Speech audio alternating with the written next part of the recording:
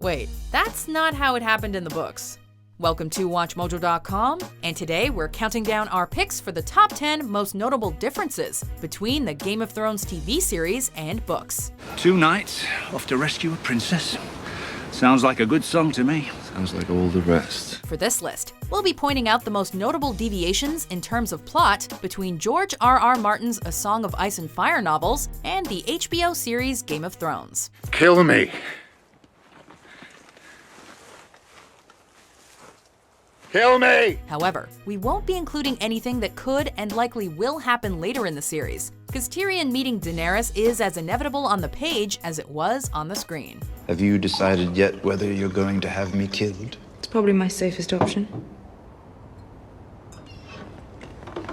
I could see why you would think so. It's what your father would have done. For those of you who aren't caught up on the series or the books, you can be sure there will be some serious spoilers ahead. So consider this your spoiler alert. Number 10. Book, Shireen lives. TV, Shireen dies. You don't even know what I'm talking about. Doesn't matter. I want to help you.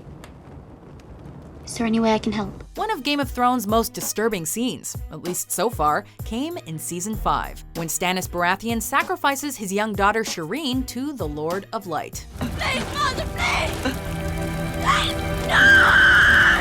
Please, no! In both the novels and the television series, Davos isn't with Stannis when he heads south to fight the Boltons. However, in the books, Shireen isn't executed at all, and Davos doesn't remain at Castle Black.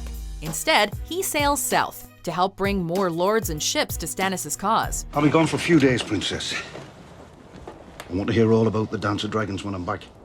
Read it yourself. HBO opted to give Sir Davos a different job during this time because during his travels in the book, he meets characters that were cut down or removed from the TV series altogether. Regardless, if George R.R. Martin does decide to kill Shireen in the next book, her friend Sir Davos probably won't be there to stop it. If you ever come back this way, I will execute you myself. Number 9.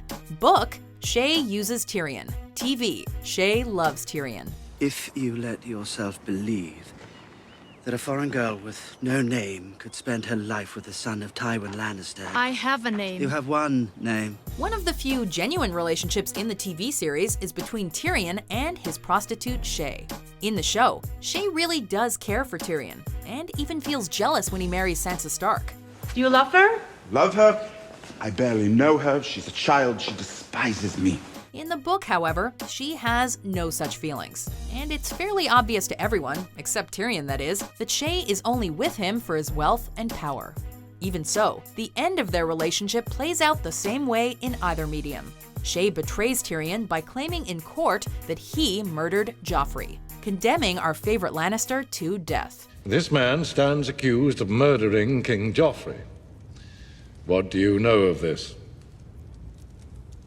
I know that he's guilty. He and Sansa planned together. While the novel makes her betrayal a little less shocking, the impact it has on Tyrion is heartbreaking in both versions of the story.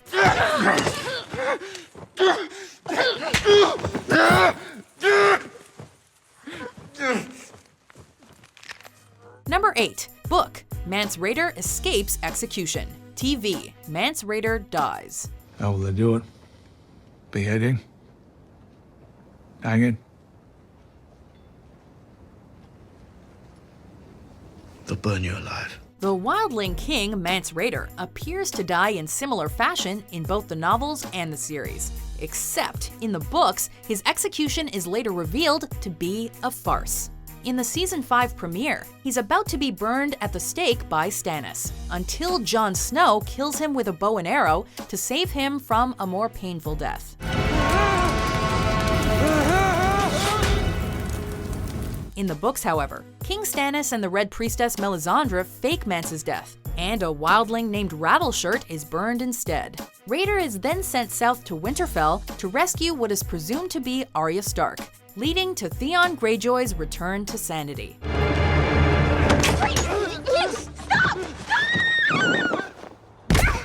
Number 7. Book, Ygritte is killed anonymously. Everybody stabs Jon Snow. TV, Ollie kills Ygritte, stabs Jon Snow. The first thing any fan of the novels will tell you, besides I read the book before the show was popular, is that many characters didn't make it to the small screen. However, the opposite is true of Ollie, who isn't in the books at all. In the show, the young boy is living south of the Wall when his village is sacked by wildlings. After Ygritte kills his father, Ollie flees to the Night's Watch, becoming Jon Snow's personal steward. Ollie is crucial to the Night's Watch sections of the show, as he ultimately kills Ygritte during the Battle of Castle Black.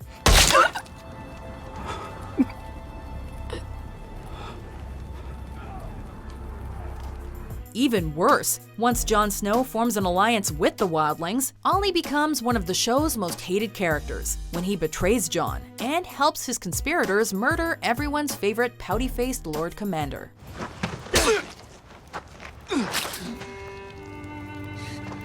For the watch. Number 6. Book. The Sand Snake's plans are foiled. TV. The Sand Snakes take over Dorne. Forgive me, child. I wish you all the happiness in the world.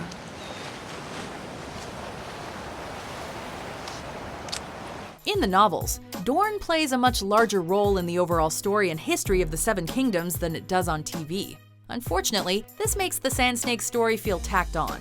The bastard daughters of Prince Oberyn Martell, the Sand Snakes are seeking vengeance on the Lannisters for the murder of Rhaegar Targaryen's children, and later, their father.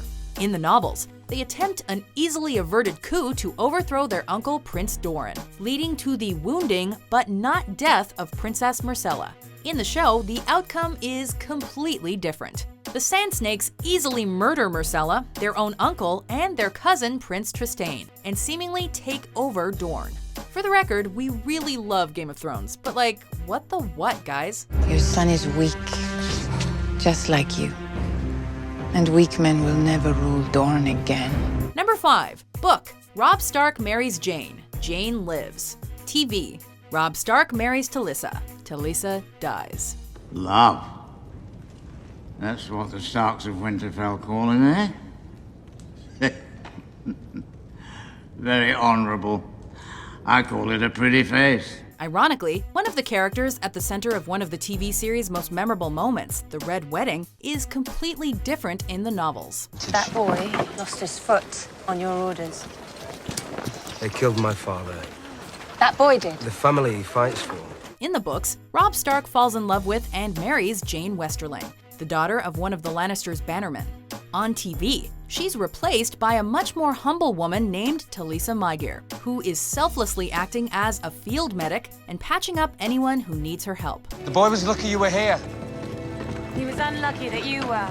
In the novels, Robb has the foresight to leave his wife behind when he goes to his uncle's wedding at the Twins, and thus, she is spared the gruesome fate that befalls her television counterpart.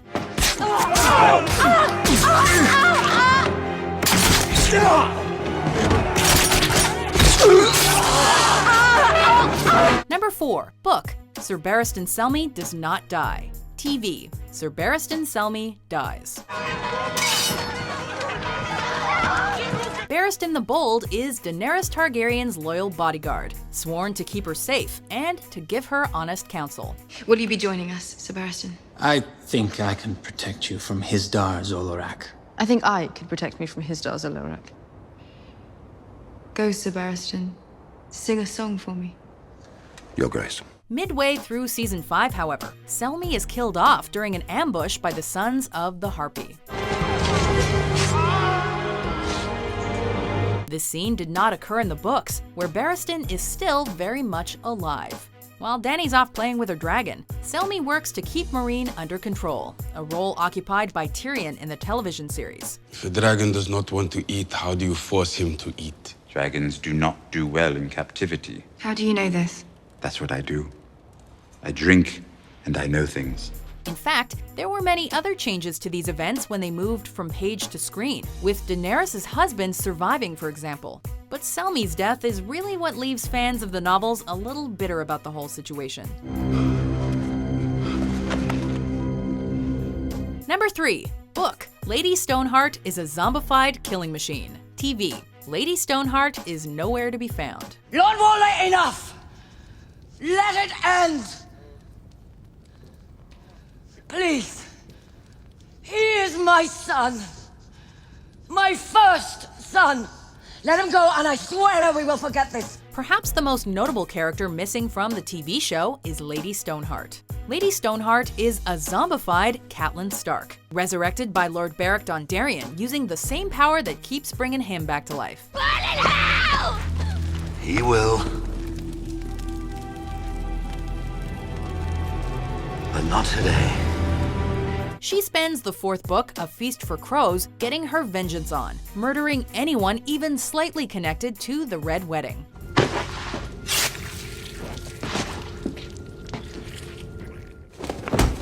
Her storyline is arguably the most interesting plot point in what many consider to be the series' weakest book.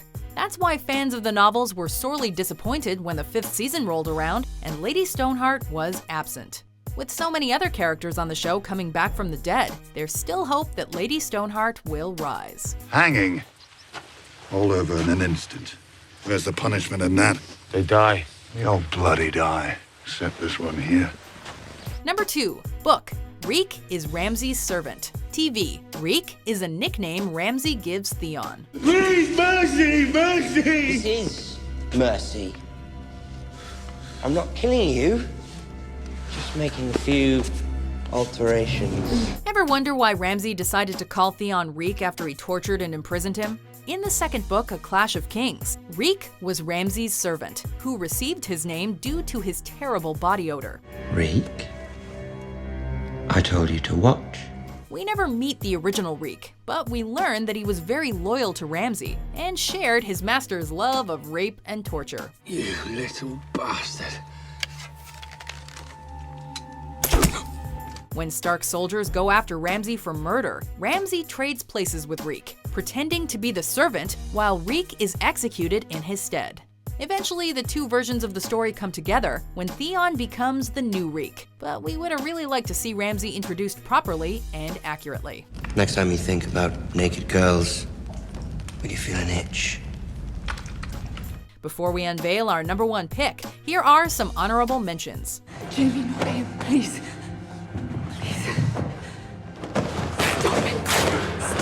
No.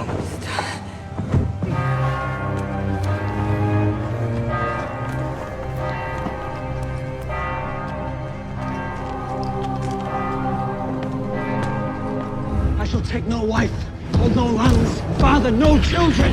I shall wear no crowns and win no glory.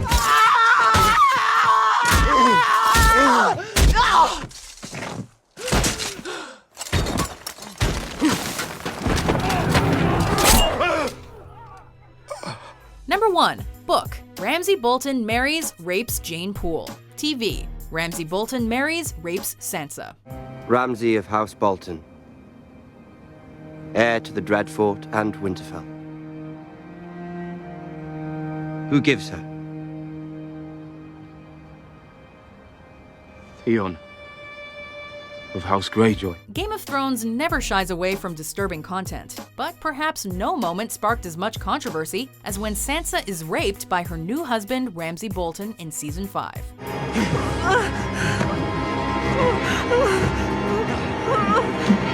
In the novel, Sansa never even meets Ramsay, and is still safely stowed at the Eyrie with her cousin Robert Arryn at this point in the story.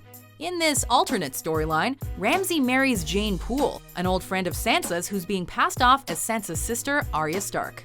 So, not only is Sansa's marriage to Ramsay a huge deviation from the source material, it also greatly impacts and changes all the events and characters surrounding it. It's that ripple effect, and the fact that no part of this storyline could come to fruition on TV, that lands Sansa's marriage to Ramsay at the top of our list. Did you know about Ramsay? If you didn't know, you're an idiot. If you did know, you're my enemy. Would you like to hear about our wedding night? Do you agree with our list? What do you think were the biggest differences from the Game of Thrones books and TV show? For more epic top 10s published every day, be sure to subscribe to WatchMojo.com.